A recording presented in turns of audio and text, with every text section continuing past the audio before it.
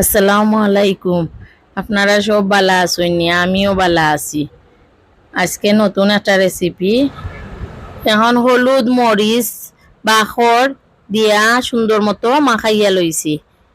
এখন এখন চুলার মাঝে বসাইছি ফ্রাই প্যান, তেল দিছি, দিয়া চিকেন ওগুন বাজছি। এখন চিকেন এগুন বালা মতে বাজছি লাল করে।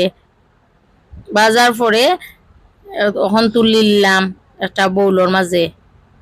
তোলার সাথে সাথে তেল দিলাম, দিয়া পেঁয়াজ দিলাম, রসুন বাটা দিলাম, আদা বাটা দিলাম, লবণ দিলাম, হলুদ মরিচ বাখর জিরার গুঁড়া দিয়া বালা মতে পানি দিয়ে কষাইয়া তেজপাতা দিছি, ডালচিনি, এলাচি, লং, গোলমরিচ দিলাম। বালা মতো কষাইয়া ঢাকনা দি গুড়িয়া মাংস গুণ দিলাম, মরিচ দিছি। এখন পানি দিয়া ঢাকনা দি গুড়িয়া জাল হইব 10 মিনিট। 10 মিনিট পরে আমার রান্না শেষ। এখন আমার রান্না শেষ। আসসালাম।